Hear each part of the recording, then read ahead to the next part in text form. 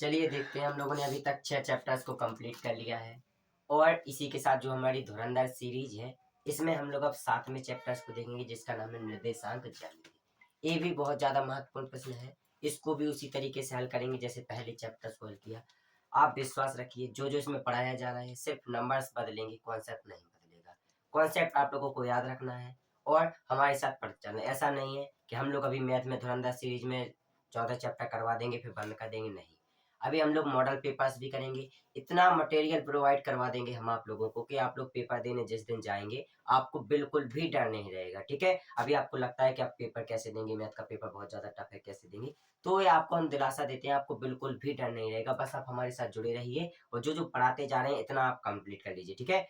ऐसा नहीं है कि हम लोग बहुत सारा पढ़ा लेते हैं, पर डे एक घंटे की क्लास चलती है, आप इतना मैनेज कर लीजिए। गारंटी के साथ कहते हैं आपको पेपर में डर नहीं लगेगा, ठीक है। जो जो पढ़ाएंगे वही वही पेपर में आएगा। अब हम लोग देखते हैं कि इस वैसे ही करेंगे जैसे कॉन्सेप्ट पहले पढ़ते हैं, इसके बाद कॉन्सेप्ट के बाद क्या क्वेश्चंस करते हैं। तो कॉन्सेप्ट क्या कह रहा है, निर्देशांक ज्यामिति चैप्टर का नाम है। सबसे पहले हम आपको बता दें निर्देशांक क्या कहलाते हैं, ठीक है।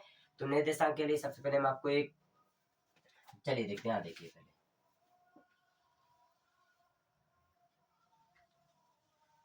चतुर्थांश के बारे में बता देते हैं हम, ठीक है। इसको क्या कहते हैं, चतुर्थांश। क्या कहते हैं, चतुर्थांश, ठीक है। चतुर्थांश, चतुर्थांश देखिए आप लोग, इसको कहते हैं प्रथम चतुर्थ, सॉरी, इसको कहते हैं प्रथम चतुर्थांश, इसको कहते हैं द्वितीय चतुर्थांश, इसको कहते हैं तृतीय, इसको कहते हैं चतुर्थ, ठीक है। इसको एक्स अक्ष से डिनोट करते हैं और इसको वाई अक्ष से, ठीक है। अब आप लोग बताइए, प्रथम द्वितीय तृतीय चतुर्थ को समझ गए, इनको क्या कहते हैं, चतुर्थांश कहते हैं। एक बात आप लोग और जान लीजिए, इस तरफ की जो दूरी होती है वो प्लस में ली जाती है, इस तरफ की दूरी होती है वो माइनस में ली जाती है, ठीक है। ऊपर की दूरी होती है वो प्लस में ली जाती है और नीचे की दूरी होती है वो किस में ली जाती है, माइनस में ली जाती है। क्या आप लोग इसको इतना समझ आया, क्या आप लोगों को इतना समझ आया। अब देखिए, तो जो प्रथम चतुर्थांश होगा उसमें कौन कौन से निर्देशांक बनेंगे। तो प्लस का है, इस तरफ भी प्लस का, ऊपर भी प्लस का है, तो प्लस कॉमा प्लस, ठीक है। द्वितीय चतुर्थांश में देखते हैं, ऊपर प्लस का है, नीचे माइनस। अब देखिए, इसको ऐसे कहते हैं एक्स कॉमा वाई, इसको कहते हैं भुज, एक्स को क्या कहते हैं, भुज, और वाई को कहते हैं कोटि। क्या कहते हैं, कोटि। एक्स को कहते हैं भुज, वाई को कहते हैं कोटि। एक्स को क्या कहते हैं, भुज, वाई को क्या कहते हैं, कोटि। देखिए, तो इसमें भुज भी प्लस का है और कोटि भी प्लस का, ठीक है। इसमें देखिए, भुज भी प्लस का है और कोटि भी प्लस का, ठीक है। भुज कोटि दोनों प्लस के हैं। इस तरफ देखिए, इसमें भुज है वो किसका है, माइनस का है। भुज किसका है, माइनस का है, तो माइनस लगा दीजिए कॉमा। अब कोटि किसका है, इसमें कोटि देखिए, कोटि किसका है, प्लस का है, तो यहाँ पर कॉमा प्लस कर देंगे, ठीक है। क्या आपको इतना समझ आया, इतना समझ आया कि नहीं आया। अब हम लोग देखेंगे अगले तृतीय चतुर्थांश में देखेंगे, तो माइनस जो सॉरी भुज किसका है, माइनस का, तो माइनस लिख देंगे। और कोटि भी किसका है, माइनस का, तो माइनस कोटि लिख देंगे। एक्स को भुज कहते हैं, वाई को कोटि कहते हैं। यहाँ पर देखिए, एक्स अक्ष क्या है, भुज है, और वाई अक्ष क्या है, कोटि है, तो एक्स सॉरी माइनस को माइनस। अब चतुर्थ चतुर्थांश में देखते हैं, तो देखिए भुज किसका है, प्लस है, भुज किसका है, प्लस, कॉमा। कोटि को एंड में लिखते हैं, पहले भुज को लिखते हैं फिर कोटि को लिखते हैं। भुज किसमें, भुज के सॉरी कोटि किसमें, माइनस में, तो माइनस। क्या आपको ये समझ आया। अब आप लोग बोलेंगे एक क्या काम आएंगे, तो हम आपकी जानकारी के बता दें, बहुविकल्पीय प्रश्न बनता है और उसमें आपको एक निर्देशांक दिया गया होगा और पूछा गया होगा कि बताइए यह निर्देशांक किस चतुर्थांश में है। तो आप लोग बता सकते हैं, देखिए कैसे क्वेश्चन बनता है। उन्होंने क्वेश्चन दे दिया -3,4, बताइए ये निर्देशांक किस चतुर्थांश में है। तो कुछ भी नहीं करना है, पहले जो भुज का चिन्ह कौन सा है, माइनस, माइनस कॉमा, कोटि का चिन्ह कौन सा है, प्लस। अब देखिए, माइनस कॉमा प्लस किस चतुर्थांश में है, देखिए यहाँ पर माइनस कॉमा प्लस द्वितीय चतुर्थांश में। तो ये जो निर्देशांक है वो सेकंड कोऑर्डिनेट में अर्थात द्वितीय चतुर्थांश में उपस्थित होगा। क्या आपको इतना समझ आया, यह कॉन्सेप्ट आपको समझ आया। इसमें कुछ भी पूछ सकते हैं, आप लोग बता सकते हैं कि किस चतुर्थांश में उपस्थित होगा, ठीक है। अब हम आगे की ओर बढ़ते हैं, ठीक है, आगे की ओर बढ़ते हैं। अब एक और कॉन्सेप्ट बताएं हम आपको,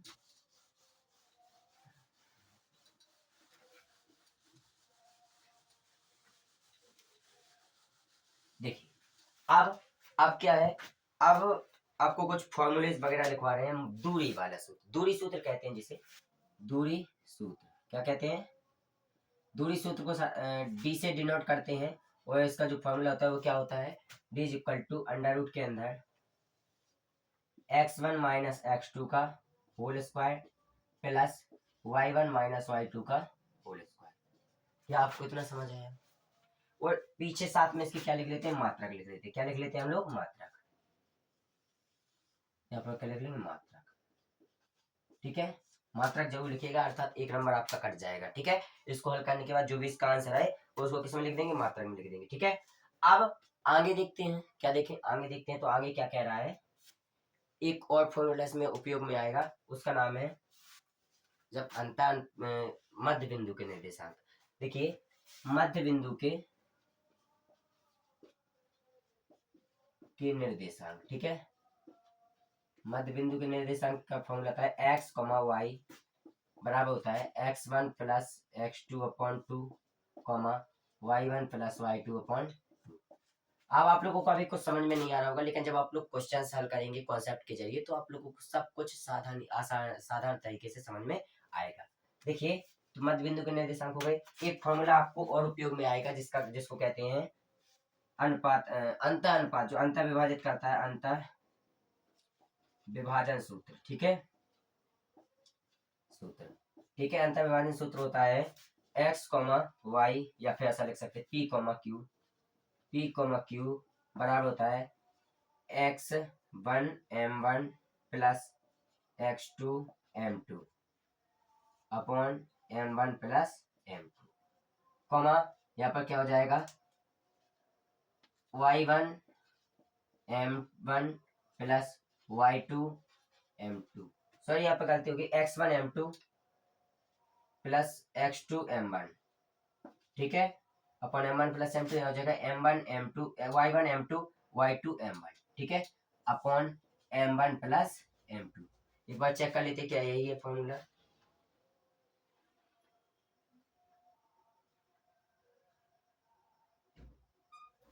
हाँ, सही है। ठीक है, फॉर्मूला अपना सही है, यही है फॉर्मूला m1 x1 m2। ठीक है, ठीक है, क्या आपको इतना समझ आया, इतना समझ आया आप लोगों को, ये आपका फॉर्मूला हो गया। ठीक है, अब हम लोग आगे की ओर बढ़ते हैं, m2 y1। ठीक है,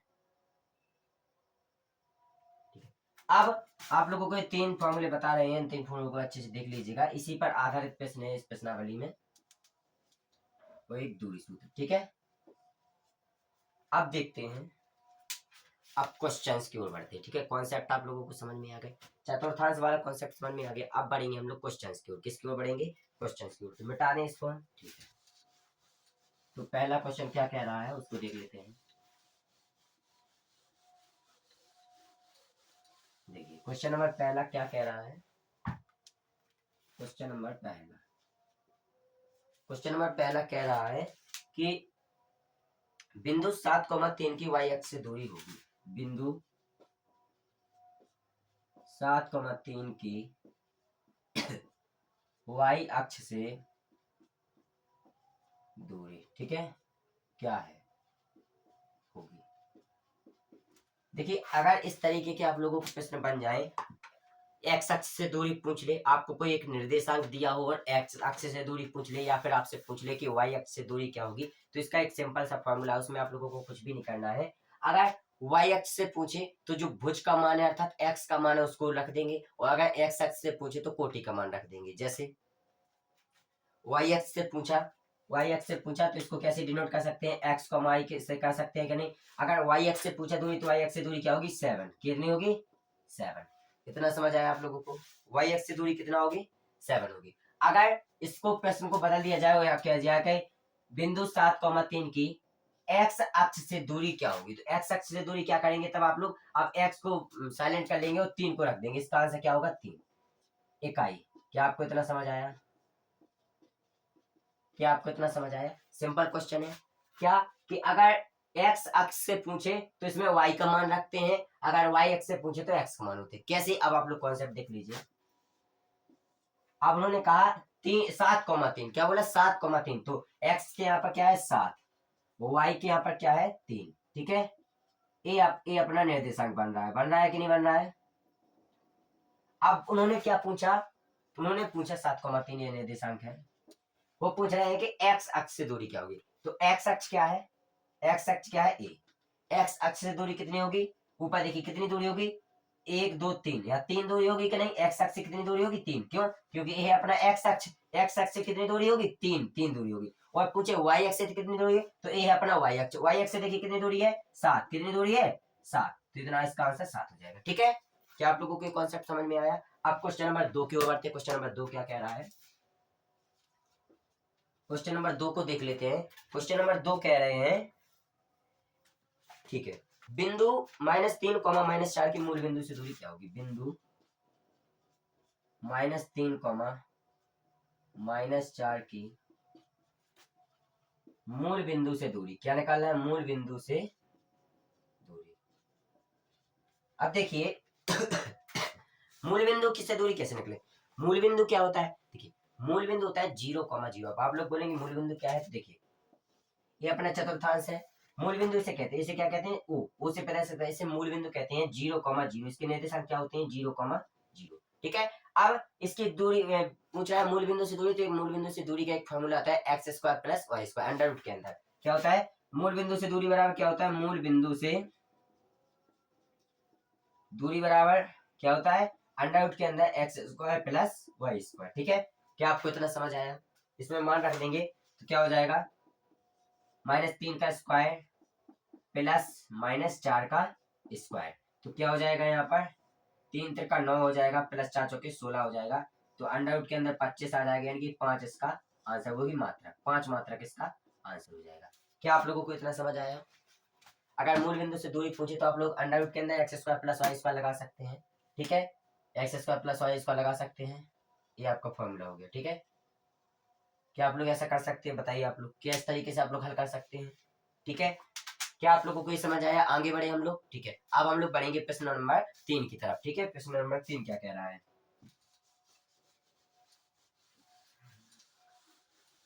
देखिए प्रश्न 3 क्या कह रहा है,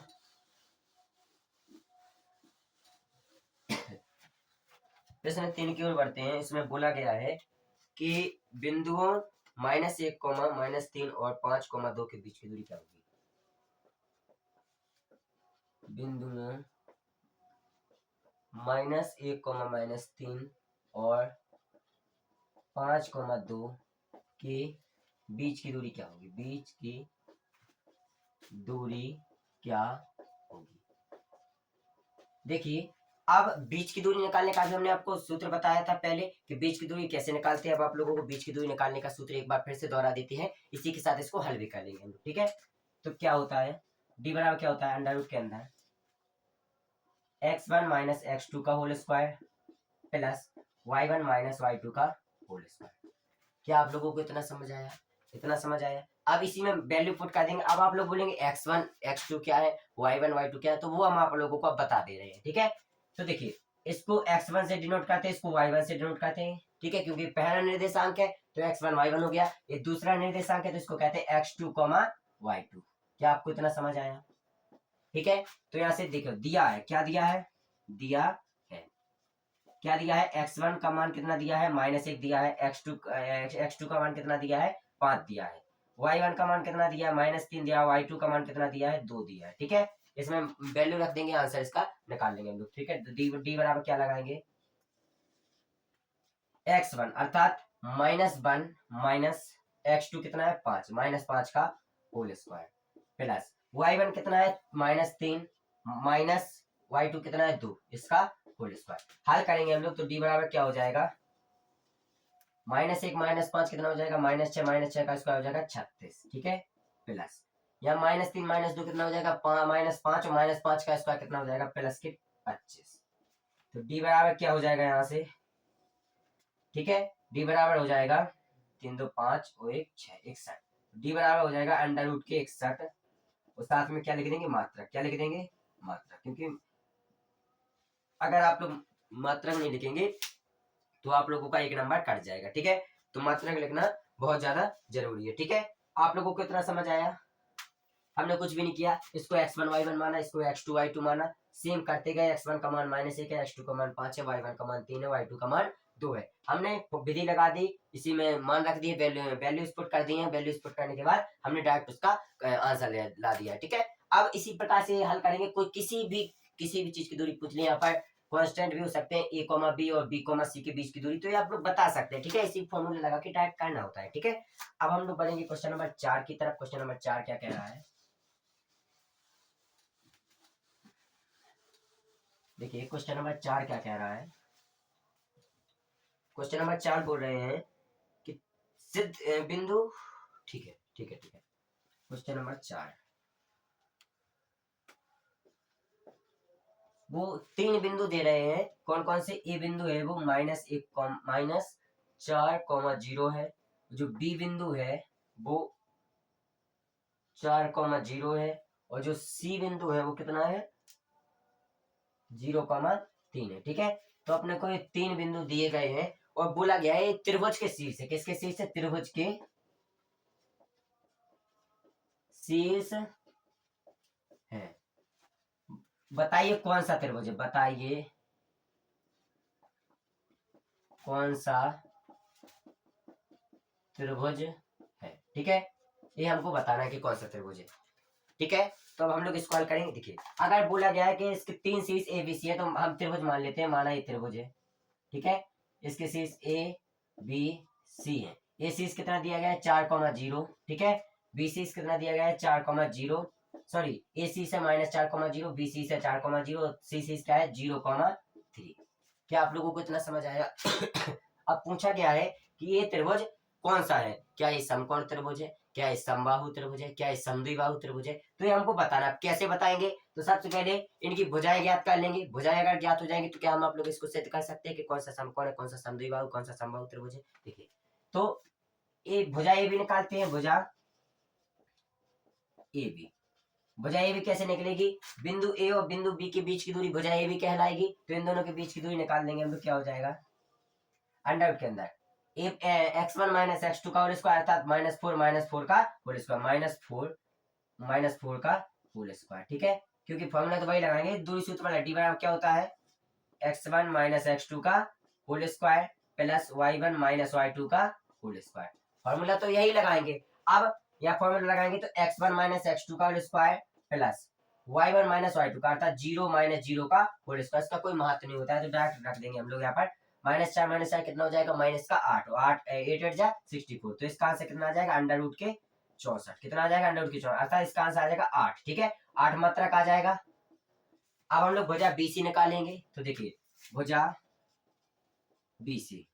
बीसी कैसे निकलेगी, अब देखिए 4 -0 का होल स्क्वायर, 4 -0 का होल स्क्वायर, क्योंकि x1 -x2 लगाते हैं ना, तो 4 -0 का होल स्क्वायर हो गया प्लस 0 -3 का होल स्क्वायर, 0 -3 का होल स्क्वायर। इसको हल करेंगे तो जो भुजा बीसी है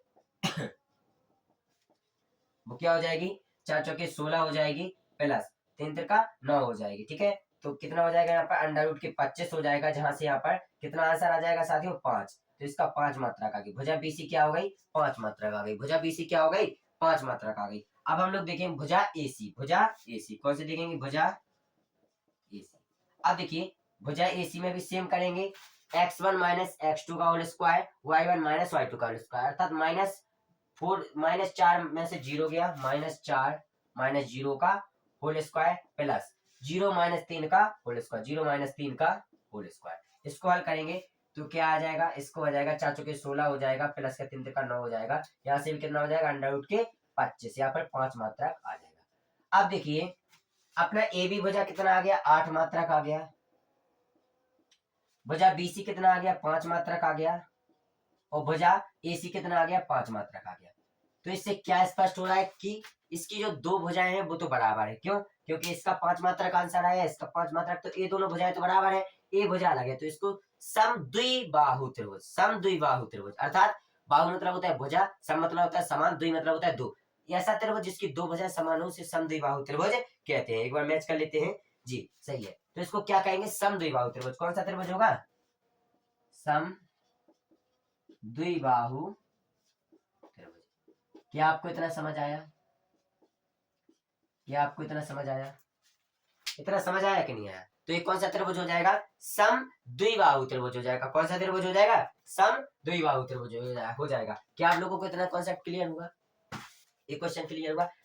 ऐसा आप लोगों को प्रश्न आ सकते हैं। आप लोगों से प्रश्न पूछा जाए कि बताइए ये जो चतुर्भुज है ये आयत है, ये चतुर्भुज वर्ग है, ये चतुर्भुज क्या है। तो ऐसे कैसे करेंगे आप लोगों को कुछ भी नहीं करना है। सबसे पहले उनकी भुजाएं ज्ञात कर लेनी है, उनके विकर्ण ज्ञात कर लेने हैं। अब प्रत्येक जो आकार है, प्रत्येक शेप है, उसका एक अलग प्रकार से उसकी परिभाषा होती है। जैसे आयत की परिभाषा क्या है कि उस आमने सामने की भुजाएं बराबर होती हैं, साथ में विकर्ण भी बराबर होते हैं। वर्ग की विशेषता क्या है, इसके विकर्ण बराबर होते हैं, साथ साथ इसकी चारों भुजाएं कैसी होती है, समान होती है। तो जिस प्रकार से विशेषता वो प्रस्तुत कर रहा होगा उसी प्रकार का शेप अर्थात उसी प्रकार का आकार होगा। ये क्या विशेषता प्रस्तुत कर रहा है कि इसकी दो भुजाएं समान है। अब बताइए ऐसा कौन सा त्रिभुज है जिसकी दो भुजाएं समान होती हैं, समद्विबाहु त्रिभुज। तो इस प्रकार से क्या आप लोग प्रश्न को हल कर सकते हैं।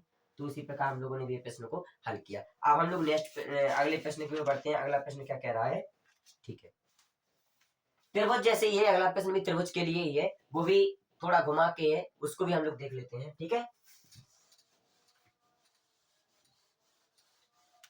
देखिए अब इस तरीके का प्रश्न आ जाएगा, आप लोगों से त्रिभुज का परिमाप पूछ लेगा। क्या पूछ लेगा, त्रिभुज का परिमाप। इसमें भी उन्होंने तीन भुजाएं दी गई हैं, 0,4, जो ए है वो है 0,4, ठीक है।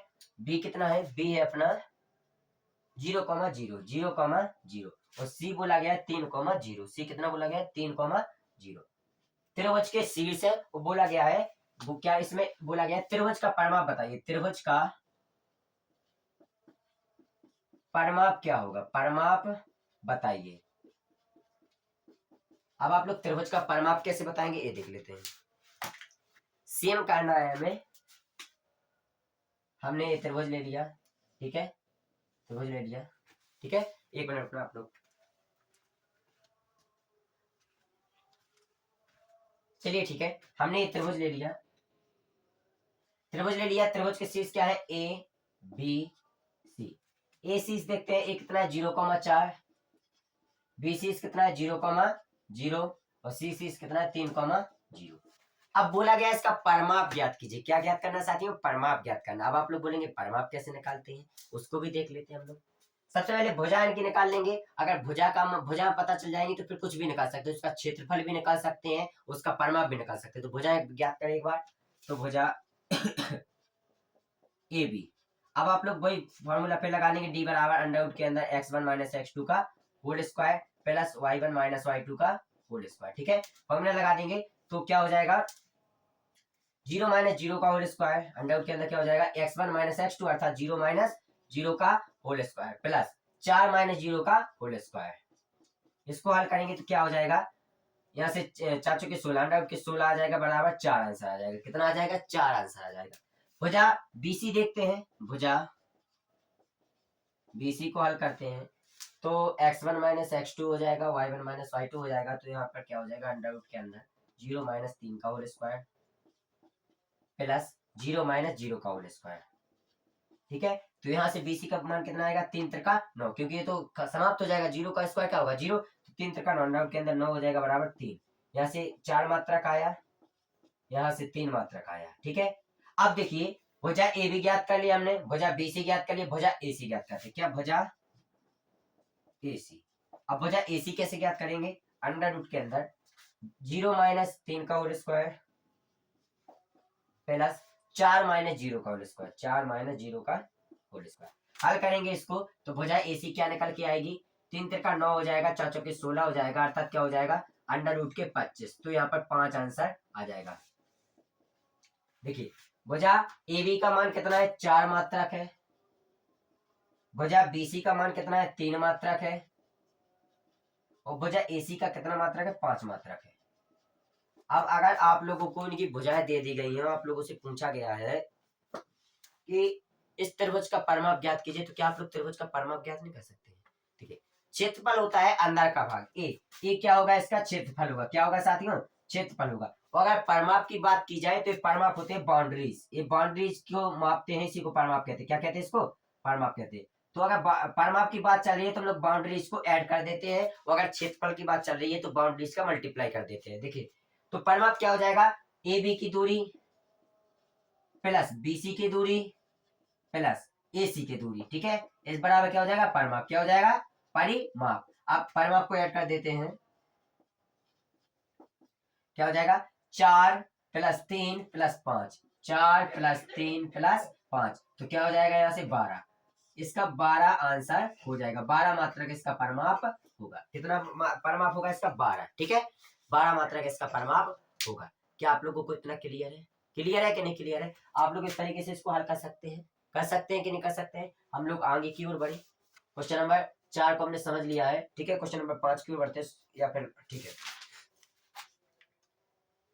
क्वेश्चन नंबर 5 था साथियों ये। ठीक है, क्वेश्चन नंबर 5 था। क्वेश्चन नंबर 6 की ओर बढ़ेंगे। ठीक है, क्वेश्चन नंबर 5 था ये। अब क्वेश्चन नंबर 6 की ओर बढ़ेंगे। क्वेश्चन नंबर 6 क्या कह रहा है? ठीक है, मिटा देते हैं हम इसको।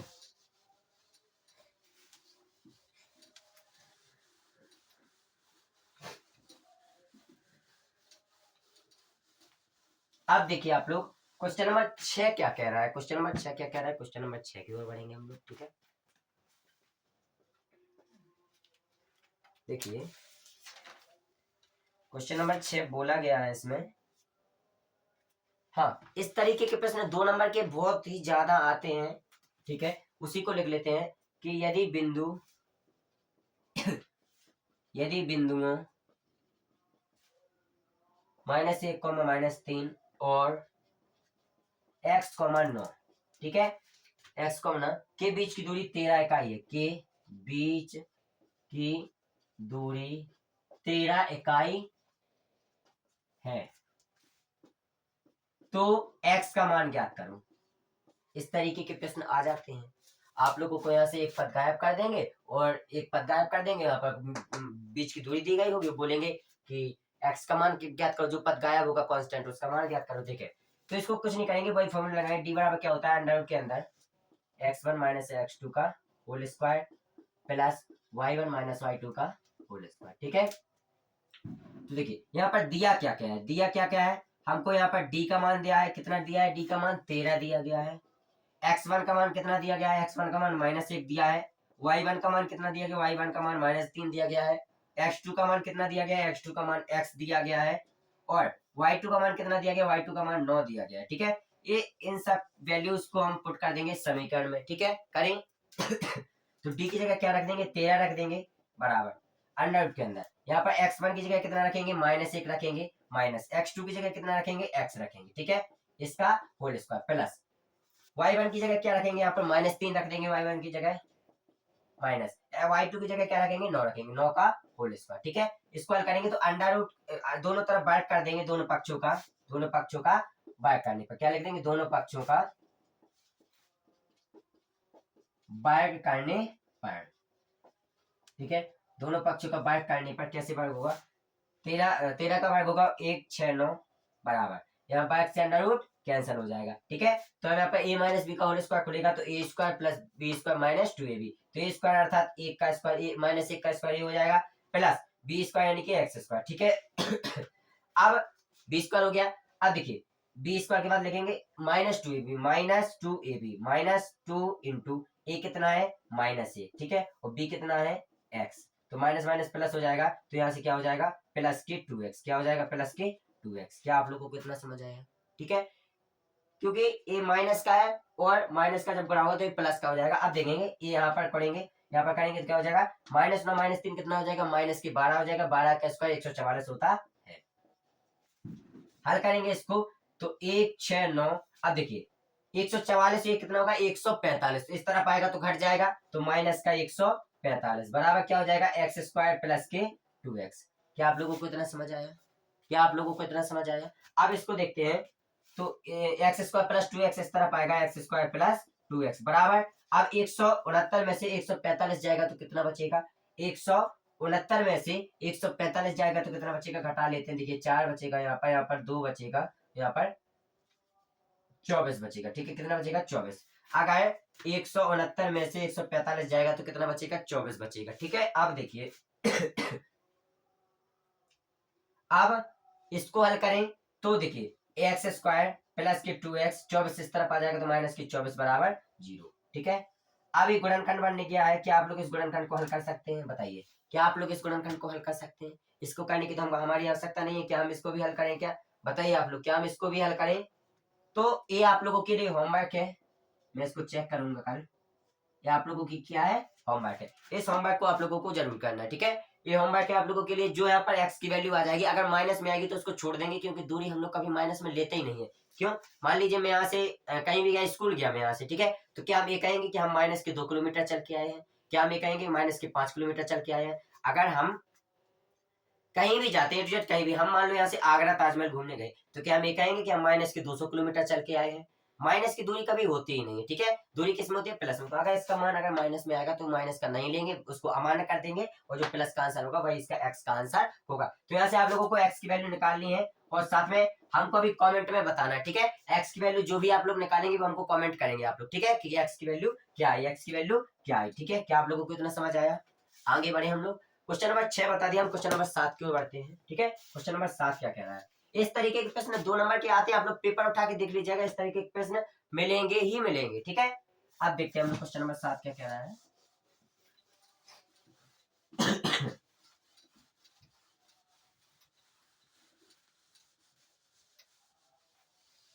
ठीक है, क्वेश्चन नंबर 7 की ओर बढ़ते हैं हम लोग। क्वेश्चन नंबर 7, ठीक है। क्वेश्चन नंबर 7 बोला गया है, अनुपात वाला प्रश्न है। कैसा है?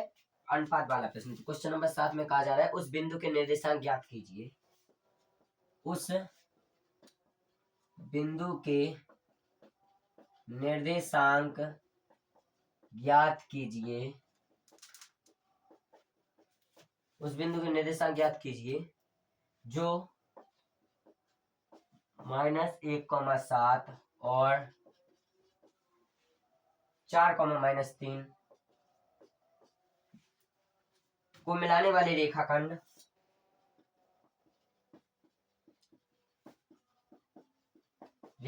को 2:3 में विभाजित कर रहा है,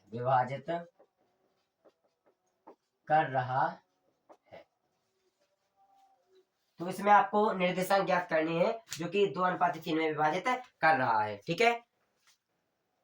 ठीक है, तो हम लोग इसमें निर्देशांक ज्ञात करेंगे। कैसे ज्ञात करेंगे? देखिए, कुछ भी नहीं करना है। हमने अभी एक फॉर्मूला पढ़ा था, P, y बराबर क्या पढ़ा था हम लोगों ने? x1 m2 plus x2 m1 upon m1 plus m2, comma, या और दूसरा क्या पढ़ा था? y1 m2 plus y2 m1 upon m1 plus m2, ठीक है। ये हम लोगों ने फॉर्मूला पढ़ा था। देखिए, सबसे पहले देखेंगे दिया क्या क्या गया है। दिया, यहाँ क्या लिखेंगे? दिया है। अब क्या क्या दिया है उसको देखते हैं। तो हम सबसे पहले x1 x2 x1 y1 दिया है, तो x1 बराबर कितना दिया गया है? -1 दिया गया है, और y1 बराबर कितना दिया गया है? 7 दिया गया है। x2 y2 दिया गया है, तो x2 बराबर कितना दिया गया है? 4 दिया गया है। y2 बराबर कितना दिया गया है? -3 दिया गया है। ठीक है, अब हमको अनुपात दिया गया है, तो अनुपात को m1 m2 से प्रदर्शित करते हैं। तो यहाँ पर m1 का मान कितना दिया गया है? 2 दिया गया है, और m2 का मान कितना दिया गया है? 3 दिया गया है। क्या आप लोगों को कितना समझ आया? ये हमको वैल्यूज दे दी गई हैं, वैल्यूज को यहाँ पर पुट कर देंगे, इससे हमारा P, Q का मान निकल आएगा। इसी निर्देशांक को तो प्रश्न पूछ रहा है, ये निर्देशांक P, Q क्या होंगे। तो करेंगे इसको हल, ठीक है। देखिए, x1 की जगह कितना रखेंगे हम लोग? x1 की जगह -1 रखेंगे, ठीक है, इंटू, ठीक है, x1 की जगह कितना रखेंगे? -1 रखेंगे, ठीक है। एक मिनट रुकना आप लोग। देखिए, x1 की जगह -1 रखेंगे, और m2 की जगह कितना रखेंगे? m2 कितना है? 3 है, तो यहाँ पर m2 की जगह 3 रख देंगे, प्लस x2 की जगह कितना रखेंगे? x2 की जगह 4 रखेंगे, गुणे m1 की जगह कितना रखेंगे? 2 रखेंगे, 2, ठीक है। इसी के साथ हल कर जाइए, m1 प्लस m2 है तो 3 प्लस 2 हो जाएगा, सॉरी 2 प्लस 3 हो जाएगा, कॉमा, ठीक है। y1 की वैल्यू कितनी है? y1 की वैल्यू देखेंगे हम लोग, y1 की वैल्यू कितनी है? 7 है। कितनी है? 7। m2 की वैल्यू कितनी है? m2 की वैल्यू 3 है, तो 3 रख देंगे, प्लस y2 की वैल्यू कितनी है? y2 की वैल्यू -3 है, -3 रख देंगे, ठीक है, गुणे, और m1 की वैल्यू कितनी है? m1 की वैल्यू 2 है, तो 2 रख देंगे, ठीक है। अपन में क्या हो जाएगा? 2 प्लस 3, ठीक है, m1 प्लस m2 की जगह इतना। क्या आप लोगों को कितना समझ आया? P, Q बराबर है, ठीक है। अब P, Q के निर्देशांक आप लोग निकाल सकते हैं, निकाल लेंगे आप लोग। चलिए हम लोग दिखा देते हैं अभी आप लोगों को। पी कॉमा क्यू बराबर क्या हो जाएगा, अब देखिए -1 का गुणा 3 में हो जाएगा तो कितना हो जाएगा, -3 हो जाएगा, ठीक है। प्लस 4 का गुणा 2 में हो जाएगा तो कितना हो जाएगा, 4 दूनी 8 हो जाएगा, और 2 + 3 कितना हो जाएगा, 5 हो जाएगा, ठीक है। कॉमा 7 का गुणा 3 में होगा तो 21 हो जाएगा, प्लस -3 का गुणा 2 में होगा तो कितना हो जाएगा, -6 हो जाएगा, तो -6 अपॉन 3 2 5 हो जाएगा, ठीक है। यहाँ से हल करेंगे इसको तो 5/5 हो जाएगा, कॉमा 21 में से 6 गया तो 15/5 हो जाएगा, तो 5 से काट देंगे तो यहाँ पर 1, 5 3 15, 1, 3 इसका आंसर हो जाएगा, ठीक है। ये इसका आंसर हो गया। क्या आप लोगों को इतना समझ आया, क्या आप लोगों को इतना समझ आया, बताइए आप लोग, अगर नहीं आया होगा समझ तो बता दीजिएगा, हम दोबारा दोहरा देंगे, ठीक है। क्या आप लोगों को इतना समझ आया, ठीक है। अब हम लोग आगे क्वेश्चन नंबर 8 की ओर बढ़े। हमने कुछ भी नहीं किया, सबसे पहले लिख लिया कि क्या क्या दिया गया है, जो जो दिया गया है उसी के हिसाब से हमने इसमें रख दिया है, और फिर इसको हल किया है तो हमारा आंसर आ गया है, ठीक है। क्या आप लोगों को कितना समझ आया। अब हम लोग क्वेश्चन नंबर 8 की ओर बढ़े, ठीक है। मिटा देते हैं हम इसको और क्वेश्चन नंबर 8 की ओर बढ़ते हैं। क्वेश्चन नंबर 8 क्या कह रहा है, क्वेश्चन नंबर 8 भी बहुत ही अच्छा प्रश्न है।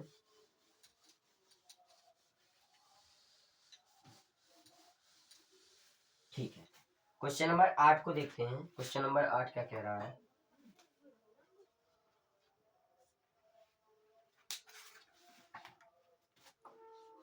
ठीक है। क्वेश्चन नंबर 8 को देखते हैं हम लोग।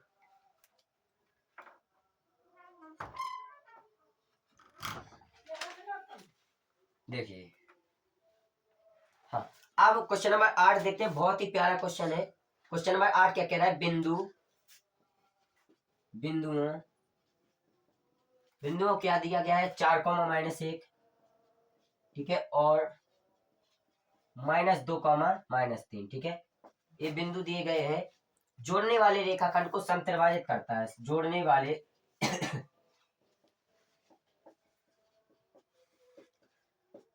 रेखाखंड को समत्रिभाजित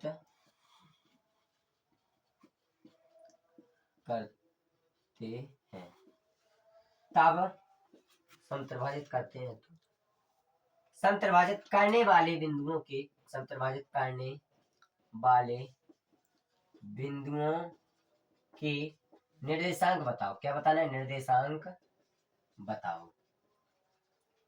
देखिए, ये इस तरीके के प्रश्न आपको आ जाएंगे, बोला जाएगा सम चतुर्भाजित मतलब सॉरी 4 भागों में विभाजित कर रहे हैं, समत्रिभाजित 3 भागों में विभाजित कर रहे हैं, समद्विभाजित 2 भागों में विभाजित कर रहे हैं। इस तरीके के प्रश्न आएंगे तो आप लोग कैसे हल करेंगे। देखिए, माना कि ये निर्देशांक है, ठीक है, ये अक्ष है, अक्ष का बिंदु क्या है, 4, -1, ठीक है।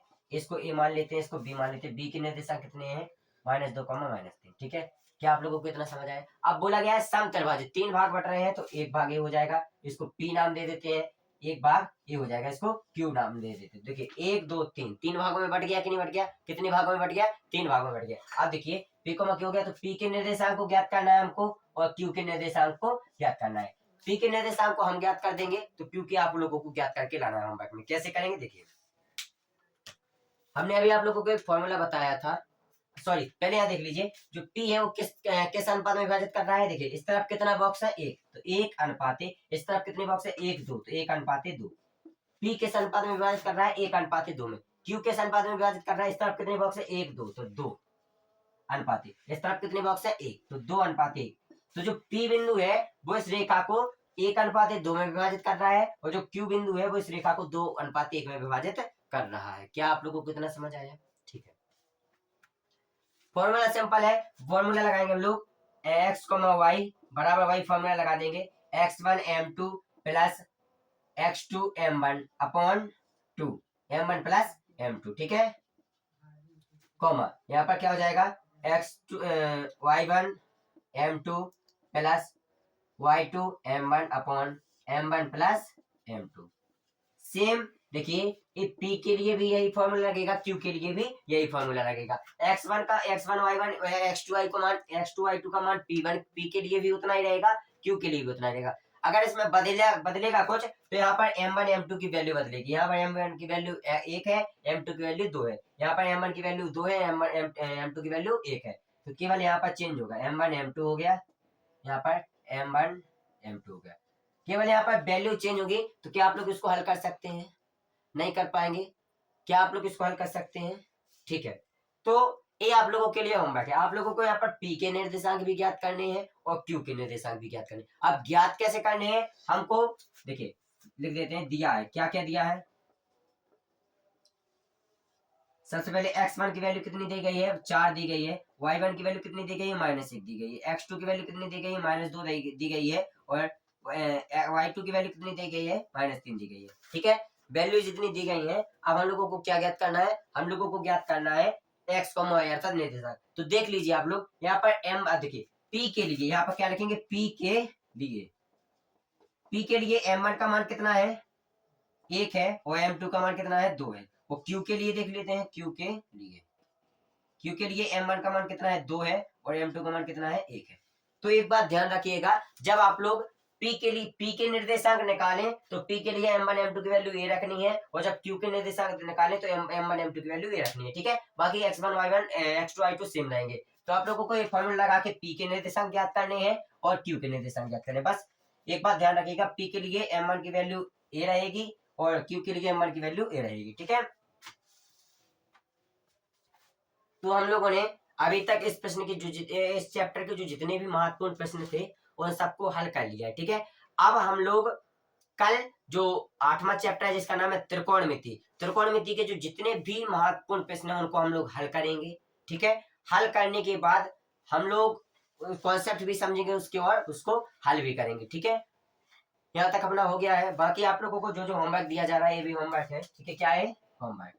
इस होमवर्क को जरूर कंप्लीट करिएगा और हमको p, q के निर्देशांक कमेंट में जरूर बता दीजिएगा। ठीक है, p, q के निर्देशांक आप लोग कमेंट जरूर कीजिएगा। बाकी हम लोग होमवर्क तो चेक करेंगे ही कल। ठीक है, तो मिलते हैं हम लोग अगली वीडियो में। ठीक है, राधे राधे।